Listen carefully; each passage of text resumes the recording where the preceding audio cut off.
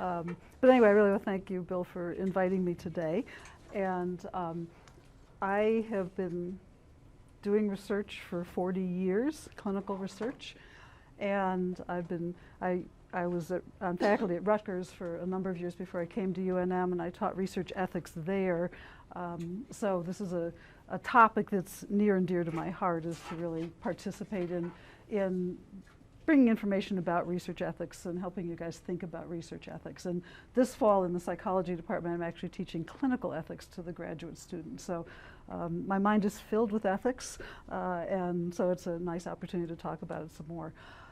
As I said, I've been doing research for 40 years. My 40 years of career has all focused on clinical research with clinical populations. And from talking to the first half of the class who got here early, it's apparent to me that clinical research is not what you guys do. So in the course of this talk, I'm going to start by hoping that the slides will advance. Let's see if it will do it this way. Hit page down, so that didn't work. There we go. Okay, it's moving slower than I am. It's the curse of my life. Anyway, so I'm going to start with giving you some overview of what clinical trials actually are and some of the really research features that are involved with clinical trials. Then I'm going to tell you about a study that we're actually conducting right now with a prisoner population. And then I'm going to go through in a systematic way some of the ethical issues that I think we encounter in conducting clinical trials, and conclude with a few personal thoughts about this whole enterprise. I hope that this will be interactive. There are going to be places where I'm going to actually have a slide that says, what are your thoughts? And so then I really hope that you'll share your thoughts. But any time during this, as if you have questions or comments, please feel free to interrupt. I can talk almost incessantly. So don't worry, that you're like, oh my gosh, I don't want to interrupt her or something like that. Please do as you have thoughts, because the idea of this is to really engage your brains and helping you learn to think about these kinds of issues, which I think are probably different than what a lot of people's experiences are. So as I said, I invite you to be involved with the conversation. Space bar. Oh, there. Oh. Let's try a space bar. Okay, that seems to work. Okay, just for fun throughout the talk, I have little icons that will tell you which of the major research ethical principles different slides are referring to. So starting up here, you will see, it's a little hard to see here, but this is a goldfish jumping from a completely plain little goldfish bowl to one that's got plants in it. And that for me was a nice symbol of respect for persons and their autonomy, because he got to pick which bowl he wanted to live in. Beneficence, this is actually a statue of an angel at Ball State University, which represents beneficence. The scales of justice are pretty straightforward in terms of that principle. The principle of trust is the mountain climber, or the person who just fell off of the mountain and their friend is helping them back up. And then scientific and integrity and fidelity was actually the hardest one to find a little Google image of. When I first did integrity, and I got lots of things that actually had the word integrity. When the technical people in the room will appreciate this, when I tried Googling scientific fidelity, I got pages and pages of different kinds of speakers, high fidelity speakers.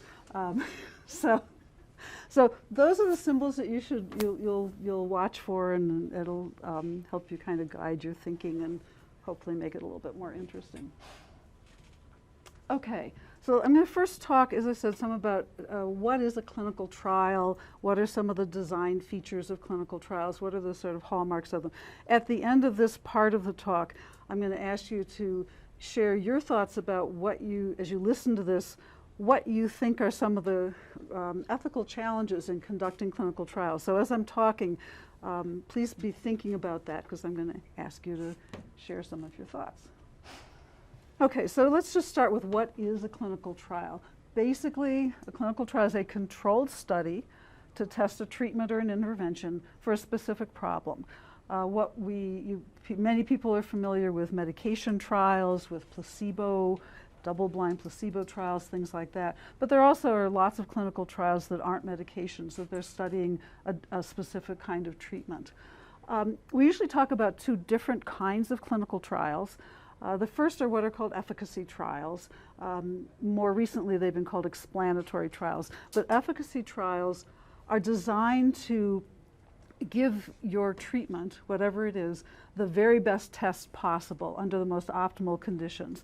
So in an efficacy trial, you're trying to control as many extraneous variables as you possibly can. So for example, if you have a new treatment for alcoholism or alcohol use disorders, you might not want to just recruit a sample of anybody with an alcohol use disorder, because 50% of them are going to have depression or anxiety, and 45% of them are going to be using other drugs, and they're going to range in age from about 14 to 84. And so you have lots of heterogeneity in your sample. If you want to test your treatment, you try to exclude as many of those extraneous variables as possible. So that's an efficacy trial. If you have a treatment then that works well in your efficacy trial, eventually you want to say, does this work under real world conditions? And then you're conducting an effectiveness or a pragmatic trial. And there you kind of take off many of the controls in terms of the sample and the setting and those kinds of things, so that you have a more generalizable trial. And if you get good results with your efficacy trial and your effectiveness trial, or your pragmatic trial, then you can say, oh, maybe this is actually something that ought to be used in the real world. But those are the two types. I'm going to focus mostly on efficacy trials, simply because there's not enough time to talk about both of them. There are lots of other designs to test treatments also that I'm not going to talk about, but just to keep this kind of under control. But this is a really good exemplar of how you actually do clinical research. Okay, so lots of things about how to really design a clinical trial in a way that's optimal. Starting with, as I implied in talking about the last slide, that the population that you're studying is very carefully specified. So you decide who you're going to include and who you're going to exclude. An example, as Bill mentioned, I've done a lot of research with couples, and we've tested therapies for couples together. One of the things that we know is that many couples experience intimate partner violence or domestic violence. If it's severe, it's really considered inappropriate and unethical to treat people together, because you put them in the same room and they talk about problems that are concerning and upsetting, and then they may go home and there's abuse that occurs at home. So that's an exclusion criterion. But again, it cuts out some of the people who may be experiencing these problems. Lots of other reasons you would include or exclude people. We also standardize the procedures we use to recruit people and screen them, so that everybody goes through the same process right from the beginning. You use standardized measures that are validated to actually screen people. Obviously, we obtain informed consent from participants to be in the study. The treatments that they're going to receive are very, very carefully specified. So typically, you have a treatment manual that guides what the therapists are going to be doing in the study. And if you're comparing two active treatments, you have 2 treatment manuals, or you have 3 treatment manuals, or whatever. But the treatments themselves are very, very carefully defined. If you have comparison treatments, you may be comparing the treatment you're really interested in to no treatment, or a placebo treatment, or treatment that's just what's usually provided, or some other kind of experimental treatment or treatments. So you're being very specific about what are you comparing your treatment to. Okay, participants are randomly allocated to the treatment conditions. You don't say, oh, I think this person would really do well in this treatment, and this person would do well in this treatment. You randomly assign them. Sometimes you counterbalance them on specific variables that you think might affect outcomes. So basically, they're randomly assigned. Before they're even assigned to a treatment, though, you collect the baseline data, because you don't want to bias the data in any way. It might be that if the participant knew what treatment they were going to receive, they might answer questions a little bit differently, or the researcher might ask the questions a little bit differently. And again, using standardized, validated measures for that baseline assessment.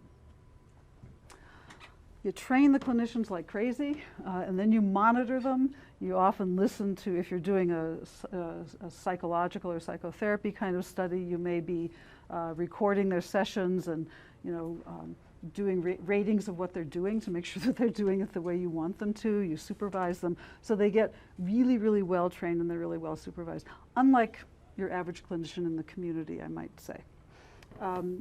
The participants are filling out questionnaires and answering questions during treatment, and they're being followed over time.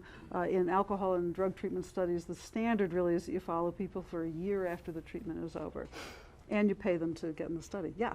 How do you go about following them? Because I'm looking at what you're doing, and a lot of it has an impact methodologically on what I'm doing in terms of education research. Oh, okay. And, okay. Interesting. One of the things that the study I'm working on lacks, but the new one I'm hoping will have, is a longitudinal component. But we haven't quite figured out the logistics of following someone around. It's an art, I will tell you that. It's an art and a science. So there are a bunch of things. First, obviously, in the consent, they have to be they're told that they're going to be followed and they're going to keep in touch with them, so they know it from the beginning. You have a schedule for follow-ups and a compensation schedule. Yeah. Okay, so let me tell you about a study that we're doing right now, and this study is funded by the National Institute on Drug Abuse, or NIDA. We are the subcontractor to UCLA on this study. So I only say that because I did not pick the name of the study, and there's one design feature that I don't love. But it's called Injectable Pharmacotherapy for Drug Abuse, or iPod. And just to let you know, why are we doing this kind of a study? When you look at our jail and prison populations, a good 60%, 70%, depending on the jail or prison, but the majority of people who are in there have substance use or alcohol problems, or both. Do people know the difference between jail and prison? Not everybody would know that. Okay, some people do. Do you want to say, or should I just say? Okay, so jails are short-term incarceration facilities up to through 364 days. People aren't supposed to be there for more than a year. When people are arrested, they typically are taken to jail. The jail in our county is the Metropolitan Detention Center, or the MDC. And so people are there pre-trial. People tend to be kind of in and out of there, so they may be arrested, and a few days later they make bail and they're out. Some people are sitting in there until they're tried because they have no money or nobody who can help them with bail. People also will be there after they've been sentenced, if they're in there for shorter sentences. People who've been on probation and violated their probation by doing something they weren't supposed to do may come back to the jail because of the probation violation, and then there's another court process. So the jails are a very heterogeneous kind of population. Prison tends to be people who've been sentenced to longer terms than a year. And so, when you think about prisons, those are people who are going to be in there for a while. Okay. So that's sort of what those facilities are, and the kind of overall issues around drug issues. A very specific population, the population that we're studying in this project, are people who are opiate users. We know that, and there's some really scary studies out there that show what happens. Somebody comes into the jail, and there's not much to help them detox from the opiates. They get what's called a kick kit, which is a few very, very low level medications and some support, but they really don't get much of anything. But eventually, since they're not getting opiates, most of them, they go through the withdrawal process, and then they're in there for a little while. The average length of incarceration at the MDC is about 150 or 160 days. So they've been in there for a while. They've lost all their tolerance to the opiates. They've got no treatment of any sort. They leave the jail, and some of them go out and they score more drugs. And so they may take the same amount that they had been using before they came into the jail, and they overdose. And the death rate in that first month after release from jail is about 12 times the death rate for people in the next 11 months out of jail. It's a really, really high-risk, dangerous period for people. Right now, there are 3 medications to treat opiate dependence. One is methadone. That's the one that people are most familiar with. It also is an opiate, but it's long-acting, and so people can take it once a day. You don't get high from it unless you take a lot. And so people can come and get their dose of methadone once a day and function pretty stably. It's a very good medication. Suboxone or buprenorphine is a mixed medication. It does a couple of things, but partly it binds to the opiate receptors in the brain, so if somebody takes an opiate, if they don't get a high from it. Those are prescribed in physician offices. They've tried using buprenorphine or Suboxone in jails, and you do get a bit of a kick. You can get a kick from it if you use it inappropriately. And like Rikers Island in New York, there's been at least one study showing that there's like a big underground trade in buprenorphine, so the jails hate it because it's yet another drug that people use in the jail. The third is naltrexone, or an injectable form of naltrexone called Vivitrol. And this is, it's an opiate antagonist, and it completely binds to the opiate receptors in the brain so that if you take an opiate, nothing happens. Okay. Trouble with naltrexone is it had been only an oral medication. You take it once a day, and so if you want to use, you just don't take the naltrexone, and then you can get high. The Vivitrol is great. That's the monthly injection in the butt. And once you've had the injection, your opiate receptors are blocked for a month. So it's kind of a cool medication. It really has hardly been tested in these populations. Yeah. Listen, that all of the ones that are like blocking the receptors, Mm-hmm. can you still overdose on those? Mm-mm. Can't overdose. Mm-mm. It prevents. Mm-hmm. Yeah, that's why it's such a cool drug. Okay, so what are we doing in this study? And this is going to be my second time I ask you a question about what do you see as issues with this. We're recruiting opiate-dependent inmates from the MDC who we start the recruitment when they're within a month of release. And we randomly assign them to one of 3 treatment conditions, or 3 conditions. The first is treatment as usual, and at the MDC, treatment as usual is no treatment. We're doing a little more than that because we're doing some drug education with them, particularly to alert them to the danger, the lower tolerance and the risk for overdose when they're released. But it's basically a very short kind of education intervention. The second condition is the Vivitrol injections, and we do the first one within 2 weeks of the time they leave. They're supposed to leave the jail, and then they get 6 more Vivitrol injections over the next 6 months, plus medication management visits with a physician every 2 weeks for the first 3 months, and then once a month after that. And then the third condition includes the Vivitrol with the medication management, and then what's called patient navigation. And it's a really interesting part of this design, because many of these folks, as they're getting out of jail, don't have jobs, they don't have a place to live, they're not on Medicaid, they may have children, particularly women, and they may be going back, have lost custody of their children, or their children are somewhere and they're going to try to reconnect with them. They don't have job skills. They really are, they're a very, very impoverished population in all sorts of social ways.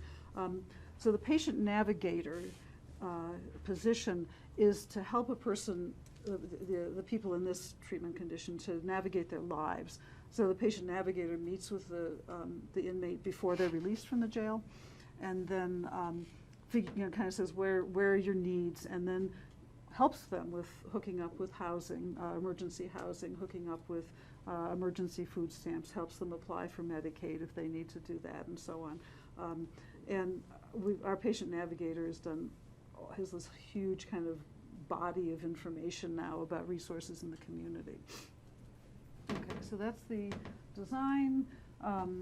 We do all the initial stuff at the MDC. and then we follow them medically in one of 2 community clinics, and then we collect follow-up research data 1, 3, 6, and 12 months after the baseline assessment. So this goes back, coming from that specific study to, in general, some of the ethical challenges with clinical trials. Big issues around consent, autonomy, coercion, and some of these we haven't talked about. People who are seeking, who volunteer for a clinical trial are suffering from something that's painful in their lives, and so they're looking for help. They're like, wow, it's free help in this clinical trial, and so right away there's almost an implicit coercion, because they're getting free, they're going to get free treatment for something that they're worried about, and they're going to get paid to participate. So the importance of making sure that they're informed with the consent and that they know that they're free not to do it, and having other resources available to them is a really important part of trying to deal with that coercion. Another thing that's an issue with mental health issues and substance use issues is that many of those impair reasoning and judgment and decision making. And so even though they're legally competent to give consent, you have an extra responsibility to go through and make sure that they're understanding what they're agreeing to. And some people have actually been coerced. They've been told they have to seek treatment. Their probation officer has told them that, or their boss has told them that, or their spouse has told them that. And so again, you have to help them separate out, I have to get treatment from, I have to get treatment in this study, in this research study. So that, all those are sources of coercion. And then there are people who, even though they haven't been formally coerced, they kind of feel like they're coerced. Like the spouse who says, I can't stand this, I can't take this, one more time, you got to do something. Or the boss who's saying, you've come in 3 times late, and like you look awful, and you smell like booze. What's going on? And so sometimes people feel implicit coercion, even if it's not explicit. Okay, we talked a little bit about this a couple of times, the whole selection of the comparison or control groups. And so I guess somebody made this comment right at the beginning about the use of a no treatment control group if there's a known efficacious treatment. And generally in clinical trials we don't do that. You start with what's known to be effective, and you're trying to use that as your baseline to compare other things to. Deciding what a placebo is, and if you're not doing a medication study, is a really interesting challenge. I'm not sure it's an ethical challenge, but in some ways it is, because people are believing that they're going to get something. The treatment as usual I already talked about. The last thing I want to mention on this slide is the real challenge of explaining your treatments to the participants, because you need to tell them they're going to be randomly assigned, and usually you just say randomly assigned like the flip of a coin. And you don't want to create an expectancy that one treatment's like much better than the other. So you can, in this iPod study, you can tell where I think what's going to do the best. But in talking with participants, ethically, you don't want to affect the integrity of your design. That's why that one is there, by building up one treatment and then telling them another one is bad. But you also don't want to lie to them. So you have to kind of develop a way of explaining a trial in a way that they can see that there could be benefit in any of the treatments that they could get assigned to. And you have to say that in a way that's actually honest. So that's a real challenge. Okay. Inclusion and exclusion criteria, and your responsibilities to people who are excluded from the trial. So at the beginning of this class, I talked about the need in efficacy trials to have relatively homogeneous populations, but you don't want them so homogeneous that there's no generalizability. And you also don't want to systematically exclude specific groups, which is why the justice symbol is up here.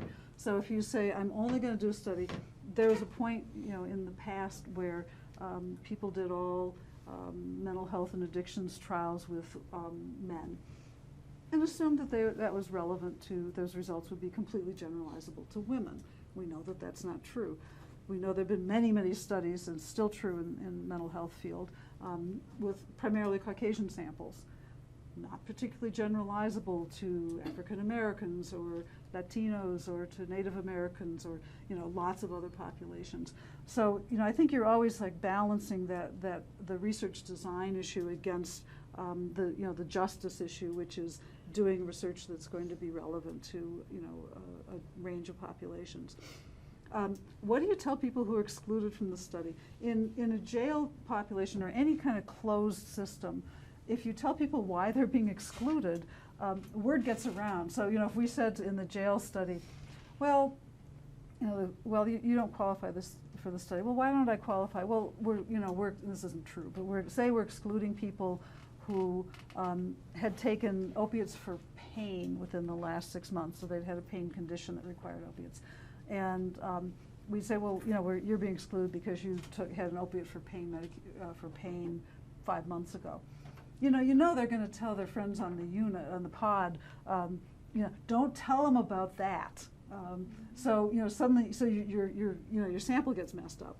So typically, you know, you don't tell the people why they're excluded, but that, you know, does raise questions about that respect for persons, you know, that you're withholding information from them. So, you know, honestly, you say, well, you know, I'm not allowed to tell you the reasons you're excluded from the study, but people who are excluded, I think you have an obligation in any kind of a clinical trial to provide alternative referral sources for them, so that they have some. So you can say, I'm sorry, you know, you don't qualify for this study, but since you're looking for help for, you know, your depression, here are some resources in the community that could be helpful to you. Now, I will say, some people do not like that. Going back to my couples therapy studies where we've excluded people where there was, you know, really high levels of domestic violence, and we had one couple who was so angry at us, and they were like, no, we want this treatment, we really need this treatment. And we were saying, that's great that, you know, you really want to change. It was a woman with a drinking problem and her husband, but this is not the right treatment for you. You know, it's not the standard of care. We didn't say that, but it's not the right thing to do for you. And here's some other ways you can get help. We had so many conversations with them because they, you know, all those other things. They were desperate. They needed help. They thought this was a way to do it that wouldn't cost them anything. And but we had to say no. We had to maintain the integrity of the study and protect their safety.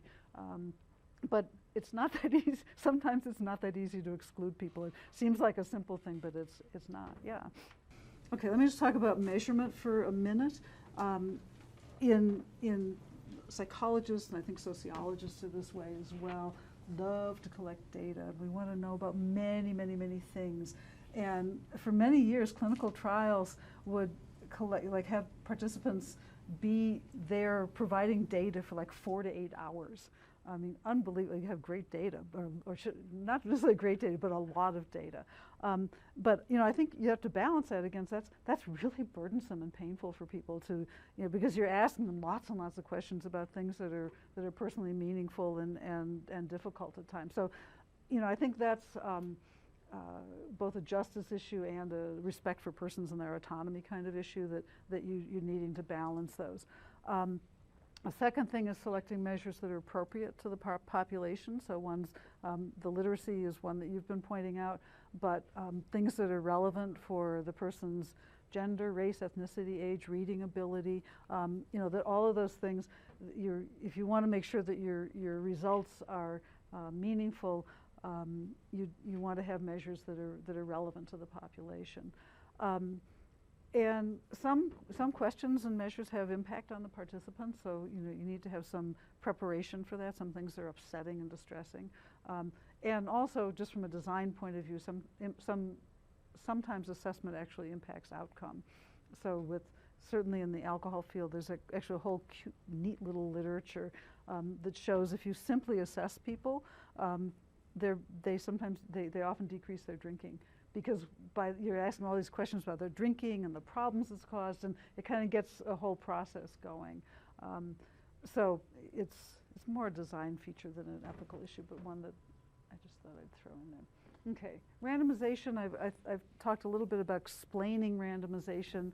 I cannot tell you how many times I've had, after going through this careful explanation, I have no control over which treatment you're going to get. Here are the two treatments. It's just like the flip of a coin, but we do it on a computer. And so, you punch in the thing in the computer, and you say, but just before you do that, the person's saying, well, I know you said you don't have any control of it, but could you please make sure that I get, and we've done a couple studies where we're comparing couples with individual therapy, and both the partners have agreed to be in the study and agreed to participate, and then they get randomized to the couples therapy, and they're like, oh, okay, we're really not interested. The non-affected partner says, I didn't really want to come. I figured it was 50-50, so you're like, but then the investigators often develop these hopes, like, oh, I really hope this comes up this way. And, ultimately, you got the randomization. If it's computer-based, it's a little harder to game the system. But, that maintaining the integrity of the randomization is really important. And they're both participant and researcher things that affect that. Okay, I already talked about participant interventions or participant preferences. The question that you raised quite a while ago about the control of the actual intervention comes back up here. You have people, the therapists know what they're supposed to do and they're being monitored and supervised, but people come in with their own needs and problems. And so you're balancing that, wanting to do no harm and be helpful to people against the scientific integrity of the study. I know I'm going through this fast, but I'm hoping that that's okay. Deterioration or lack of progress during treatment. You need to monitor that. It goes back to your question before about making sure that you know how people are doing, and you have a responsibility with more severely impaired populations to actually define your standards in advance for markers of deterioration or lack of progress, and have a procedure that may mean that you're going to pull them out of the clinical trial to make sure that they get the appropriate services. But you want to have, you need to have some way to plan for that and anticipate it, because mental health and addictions populations don't all get better, unfortunately. Okay.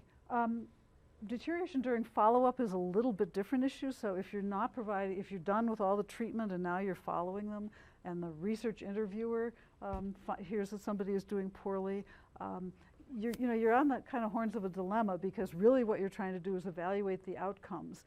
And if some people are doing well and some people are doing poorly, as a scientist, you say, that's good because I have differential outcomes. As a responsible clinician and as a human, you're like, that's bad. So we try to make sure that the research interviewers always have a list of referrals, and if a participant says, I'm having trouble, I need some help, then we give them the referral information.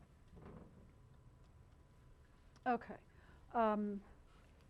Biases are there for the researchers and for the therapists that they're different. We often will think, oh, this person is perfect for this treatment, or this person's not going to do well. I just know they're going to have a bad outcome, and it's tempting to say maybe we'll just exclude them from the study completely.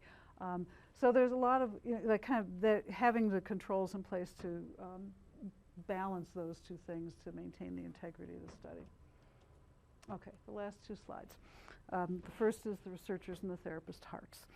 As I said, I've been doing clinical research for 40 years, and I do it. I'm a trained clinical psychologist. I got into this field because I cared about individual human beings and their suffering, and I've been in the addictions field all of that time.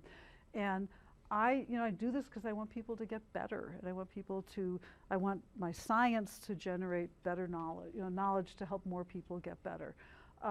But it's a dilemma when you see somebody who's, not that they're deteriorating or anything terrible is happening, but they're not doing that well, and either during the clinical trial or during the follow-up, and what you wanted, your heart says, well, I want to do more, and your scientist brain says, I can't do more.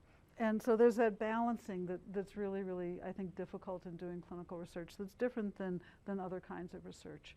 And in many of the clinical professions, one of our ethical obligations is first do no harm. And so you need to have that kind of awareness as a clinical researcher that you can't do harm, but you can't always do help. Okay, I'm going to skip that because I'm guessing you talk a lot about confidentiality in here. Okay, and just the final thing, I've said part of this already, but clinical research is really challenging. You're working with human beings who are often confused, distressed, upset, have chaotic lives, can be incredibly annoying sometimes.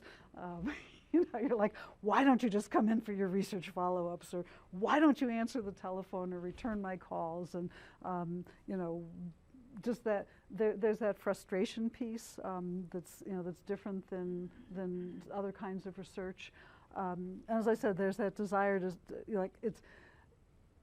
I always actually wish that every person in my clinical trial would do well, and that's not my scientist hat that's there. And I think what's kept me in this field is I've seen real progress, from science, from clinical science, in developing better approaches to treatment for people with a range of mental illnesses, with substance use disorders, and the kind of tension that I experience as a clinical scientist. I've been able to tolerate it because I really do. I've seen progress over these 40 years. Not just in my own work, but in general, and what we can do in these fields. And it's kind of what keeps me going, and trying to keep figuring out how to do this in a way that's fair and respectful to the individuals, and that's done in an ethical way. So that's my personal reflection at the end. So, oh, thank you.